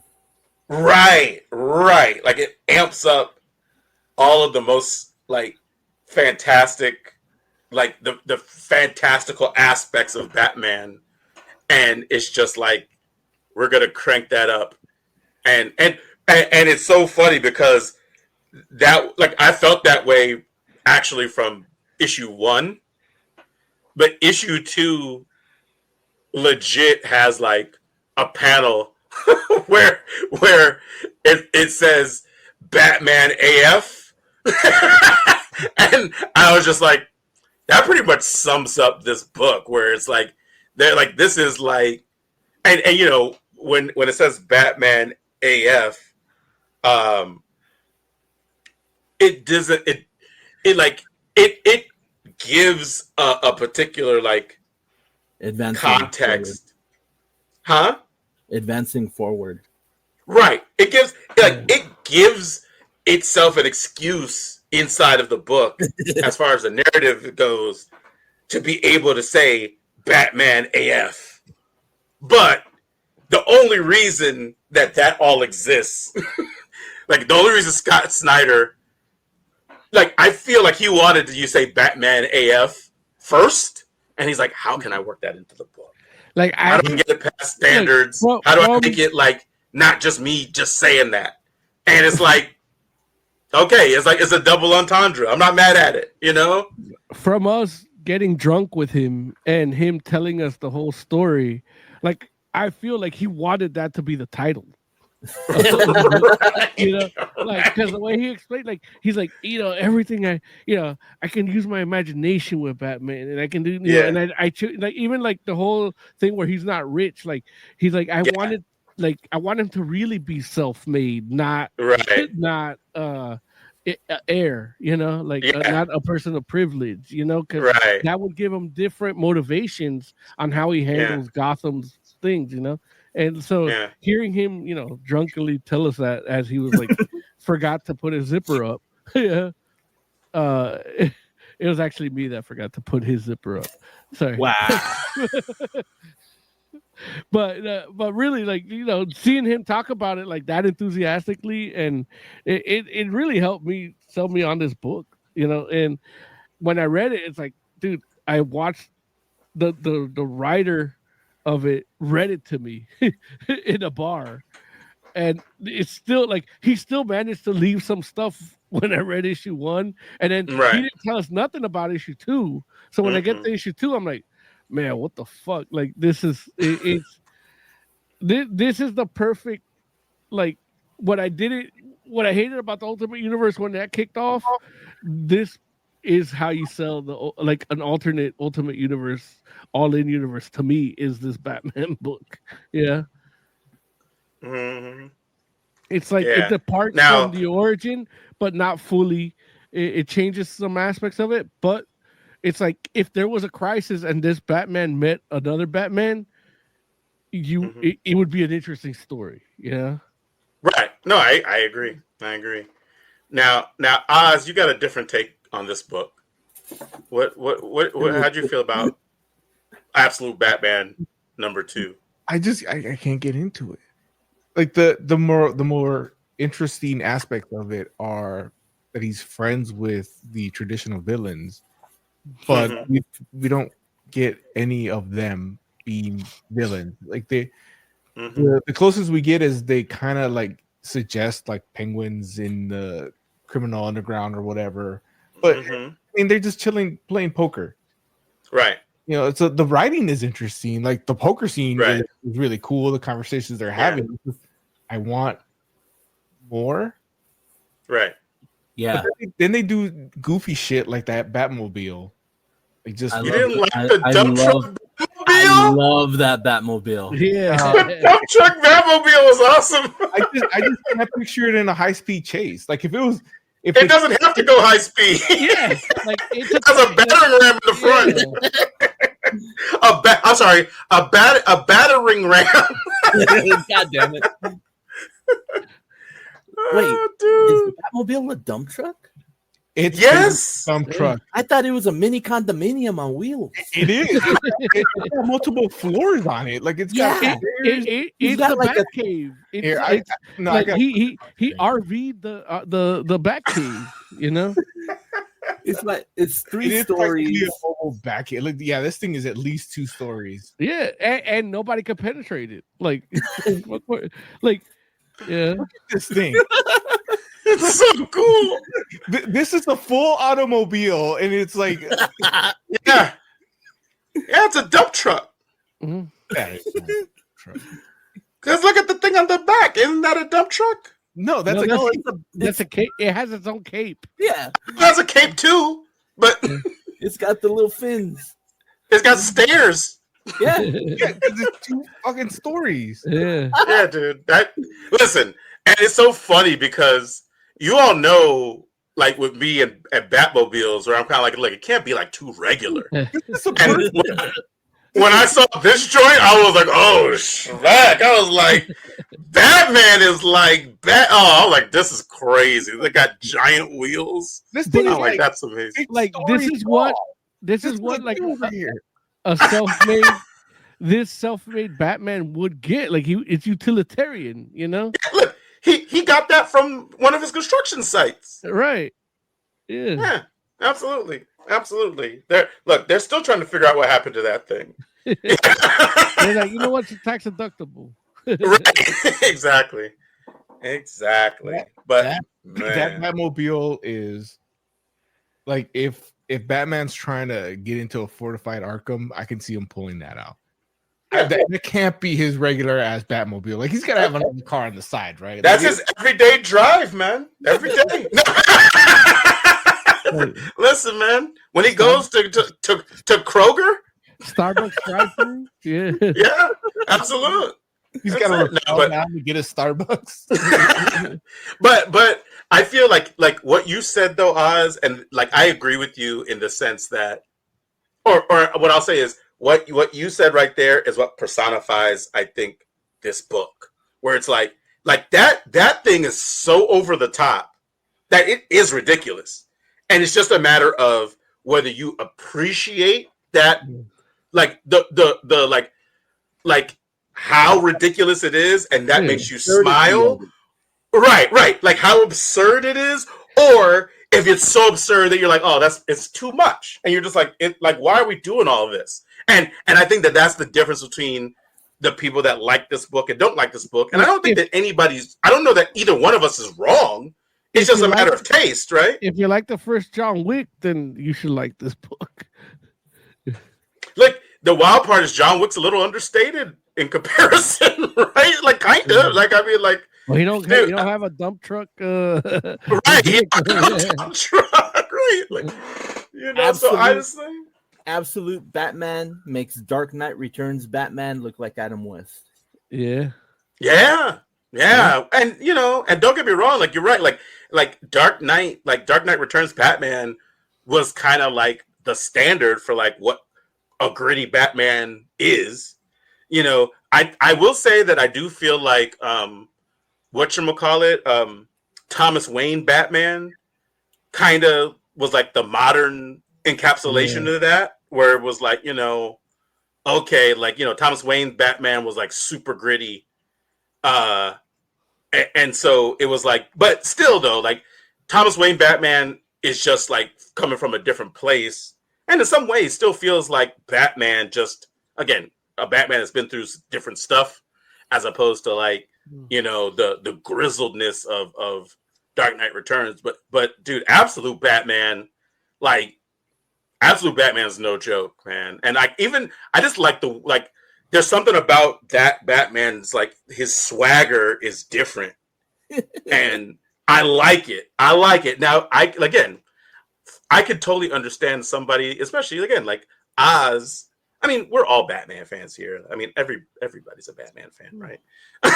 but Oz is like a diehard Batman fan in a lot of ways. Like that's like your wheelhouse. So I could totally understand where you'd be like, this doesn't feel like Batman, and that makes me like it less. Like I can get that. I could get that. I guess this is me realizing that I'm a fake Batman fan. No. I've been saying that for years. On your I know it. I feel like since day one of the show. Batman fan. Oz is an orthodox Batman fan. Yeah. Right. I like my Batman orphaned. He's a bat mocker. He's a bat mocker. Macher. Bat mocker. I don't want no mama's boy Batman. Mama's boy. Like you don't even call his mom. He talks to her. She's like, she's like, I literally don't know. complaining to like a villain. Look, the fact that the option is there pisses me off. When's the last time you called your mom? Damn. Last year. Damn. What? Oh, Hey, no. look, my dad was on his deathbed and she didn't call me. Yeah. Oh, That's all right. jeez. Where's he at now? No, he's fine. He lived. I lived. As I looked at my dad's urn here, like I turned. Should I bring him out? It's like, oh, they're like, hey, oh, here it is. Be happy you still got your dad. Let's say this is his urn. I still have him in the plastic thing the coroner gave. Yeah, I haven't put it. I was like, is that the Holy Grail? What was that you just held up? It's the unholy grail. That's his pimp cup. He's seen it before. We've seen that before. Yeah. Oh, the pimp cup. Okay, gotcha. Okay. It must be nice having your parents home. Yeah, exactly. Damn. Mine are in a wall. Fuck It you is. guys. It is nice. Thank you. Hector and I are like, well, no, I can't even like. I can drink with Heck, but he's the one that has to beat me up when we get too drunk. Yeah, he lost both. Yeah, so Now who's a Batman fan? yeah, Right. There it is. Sheesh, man. Okay. You're that Dark Knight Batman because like your legs don't. They work now. Fuck you. it's like, Wow. the Kingdom Come, Oh, Jesus. the Kingdom Come Batman with the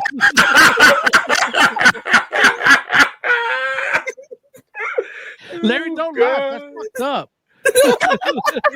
Why Larry's so mean. I know it's your birthday, but damn. Yeah. Damn, y'all are vicious.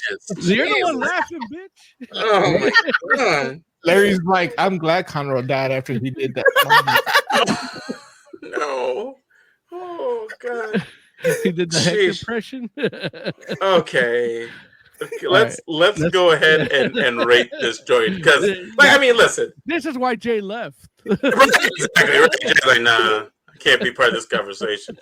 Oh, jeez. He's like, I can't hang out with these guys too long in the night. He starts saying this shit at the VA hospital. It's like, it's Thanksgiving tomorrow. He's like, you want a leg to amputee? God damn it. Yeah, another beer.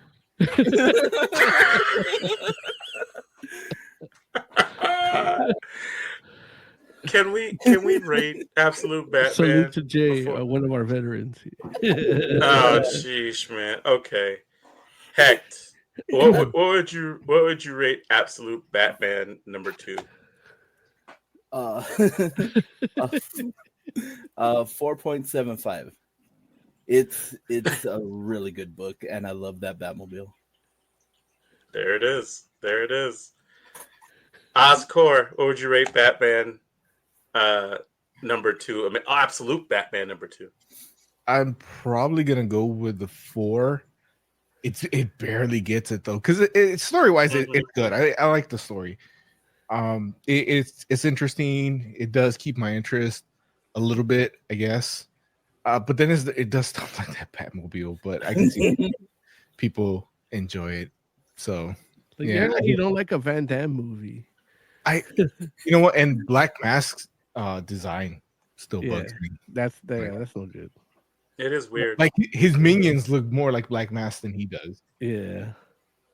And they got gorillas. I knew there was something that kept me from a 5, and I think that might be it. Yeah. It's just little things like that keep me at a 4. But it's not as bad as the Birds of Prey movie Black Mask, right? That's true. No, it's not as bad. Yeah. But we rate that like a 2. Right. Wow. And it wasn't Like, because of the Black Mask. Right, the Black Mask was probably not even the worst part of that. We might have to review that and make it like a 1. Right. Odd enough, if you watch it on mute, it's like a 5. That's hilarious. Yeah. I Most did it on Magnum. the treadmill once. After the laugh we just had, it's a 5 for me. Like, it brought joy to my life and our life. So some of it at Hecht's expense, but sorry. we love you. but definitely, like, this is like, again, what it created, like what the story that it gave us, 2 issues in, the fact that I can get my friends to read it, they'll want to read it, like it's a well executed book, even with its like weird shit. And again, the origin, the issues I've had with these books all night tonight has been a little too different, a little too far departure from what I expect for the ideal for these Trinity characters, and this Batman one isn't too far off. But it is different enough to merit a whole other universe. And but still, some of the ideals I have for Batman are still there. So right. And then as a book itself, like, the art's amazing, and being able to like talk about it like this with people, because not just you guys, I talked with some of my other friends, some of my real friends. Damn. I'm kidding. No, but I mean, Larry, he's talking about Joe. It must be nice. But like Larry, you saw like my friend Mario, like, he's like, hey, if you go to the comic shop, get me issue 2, like, right, because we went and bought issue 1.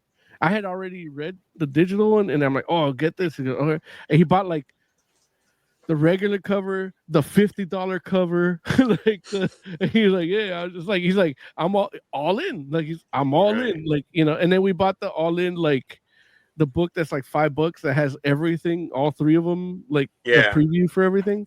And then he read that, he's like, yeah, I think I'm in on this Wonder Woman. Like, so for him, as a dude that hasn't bought comics in a long time, jumping in to it, like, like, this book is doing good things. And even all in, like, I might not like certain aspects of it, but I think all in as a whole, I'm all in on.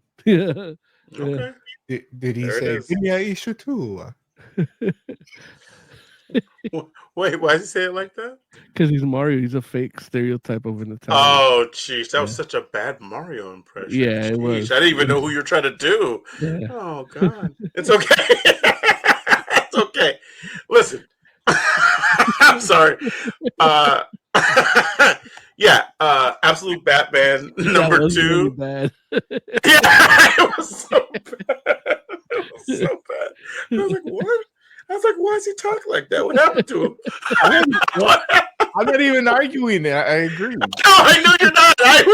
I'm just shocked because you're usually better. I'm drunk.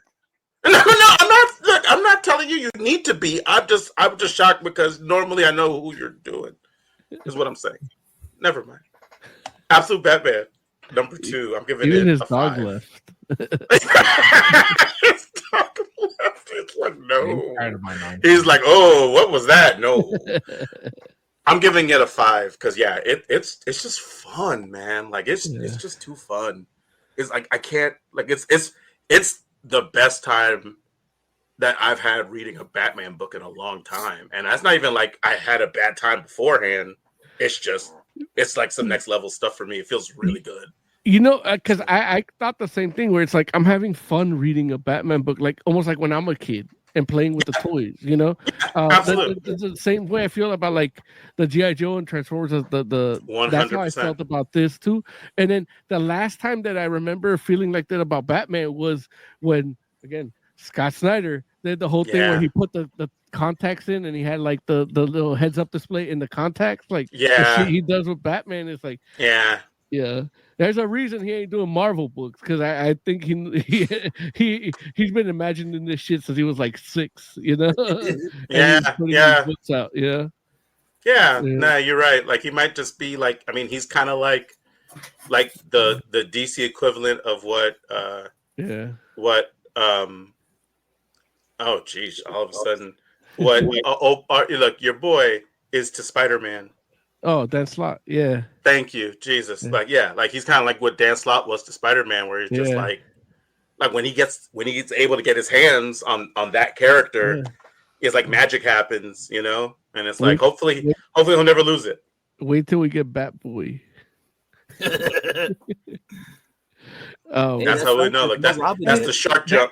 That's one of the things where when we were drinking and talking, I asked him, it's like, hey man, if you were to do a Marvel book, like what? He's like, oh, he goes, I have about 9 issues of Captain America in me, you know, like. I would love to see what he would do with Captain America. So, that'd be interesting. He goes, it's one of the characters I love too. So I've always as a kid, like the fantasies are there, and then he goes, I've already kind of like. If they were to come to me, like I have 9 issues ready for them. That's interesting. If they were to come to him, it's like, no one at Marvel's ever asked Scott Snyder to do, or is he inside like a DC contract or something? Well, you know, he is on a DC contract, but but even now, I think like with Absolute, I think he's still. But again, like I mean, you know, they're doing Dark Web over at Marvel, like you know. That's the dude they're banking on, the dude that did Dark Web, like you know, so he's doing like what 30% of all the books right now. Not the dude that did I mean did he do Dark Web too? The dude that did you're talking about that did the Null joint, right? King in Black? Not Donny Cates, no. Oh no, the other dude. He did the Mary Jane book with Black Cat. Wait.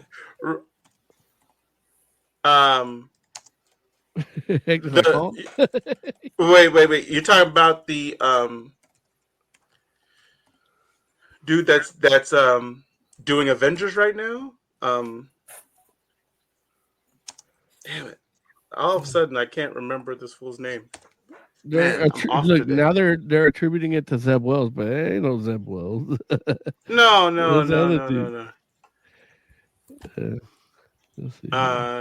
Wow, like how in the world? Jed McKay. Jed McKay, Al Ewing. That's the dudes. Zeb Wells, like those are the dudes. Ram V, those are the dudes. They're like really going all in on. And I feel like Jed McKay is the a lot of he's doing like he's doing like 30% the direction for a lot of like the mainstream stuff. Yeah, which I don't know, like I don't know what to say. That's why Dan Slott has Spider Boy. Yeah, because it's like nobody's reading Amazing, but they're reading Dan Slott's, and it's like, and even Dan Slott now is like he's having too much fun. It's like, hey man, like go back to what the parameters are, like he's really playing with his toys, a little too much for my taste, as much as I love him, Who's writing Amazing Spider-Man right now? Zeb Wells. Oh, Zeb Wells. Like, and that's the thing, like he's the guy after the guy, because like so he's dealing with Nick Spencer's shit, right? And it's like I feel bad for him for that, right? And again, this is the dude that was before Nick Spencer doing like Avenging Spider-Man. That was the shit, So it's like this dude should have been the dude after Dan Slott, because he was even doing like Spectacular and stuff, like the ancillary books or the tie-in books along with Dan Slott. It's like they're like his books should be better than, but he's following Nick Spencer, and some of the shit he laid down, like they're sticking with. So that's how you get fucking all these weird, like, was it Red Goblin and shit, Right. So, and Spider Side. You said what? Spider Side? What is that? Yeah, just like you didn't read Dark Web? No. Or Spine Tingling Spider-Man? You didn't read that? No. Me neither. Yeah, I know. Like, yeah. All right, you guys ready to get out of here? Yeah. Let's do it. In a condominium mobile. In the condominium mobile. Okay, let me play some outro music. Where is it? Why is it all the way at the bottom? There it is. All right. Now, heck, give me some final thoughts. Man, read some comics, because Maskmacher was it's a good read. It's not going to be a long series. I think it's only 4 issues, and I stopped at 3 because that's all that was out. So yeah, and then fucking I saw that cartoon, the first episode of what Jay told me to watch, Invincible Fight Girl. Oh yeah, that's wrestling too, but it's very different, and it's very anime. Okay, but American anime. Got it. American. There it is. Oscor, give me some final thoughts. I literally just shot 2 videos, so stay tuned for those. Like, subscribe, hit the bell, all that, whatever. Cool. There's one up there that Larry hasn't liked already. Yeah, on purpose. It's not true. Moses Magnum, final thoughts. I owe apologies to Oz. Man, I should have pre-produced this, but a couple weeks back, I laughed at him maniacally when he suggested a Midnight Suns movie, and then the next day there was a news story that could happen, and it got me thinking. It's like, yeah, technically, I mean, you have everything you need now with what they have, like, and get a good Midnight Suns team, like, with Hellstrom, you got Damon Hellstrom, and you're not gonna get Hellstrom, no. Like, are you gonna ruin this apology? What the fuck? Like, shitting on you again? Like, I'm making a case for you. Okay, yeah. Good. And you got Agatha. Like, everybody in Agatha could be part of it. And Doctor Strange, like, we're good. Like, we can. We got Ghost Rider. We can use the Ghost Rider from Agents of S.H.I.E.L.D. Like, we could get a solid MCU team without having to recast or get other casting or do more contracts. Like, and we got Wiccan now. Like, he could be in it in the MCU version. Don't forget Werewolf by Night and Elsa Bloodstone. Dude, again, yeah, Elsa and Man-Thing. Like, know, and like I would even take Morbius. Like, like. You would run through a line. It's like no more. No Jared. No Morbius. Yeah. No, absolutely not. All right. Don't do that. Either way, we got them all. Like, and then Moon Knight, like, you know, you could use that Moon Knight. Mm-hmm.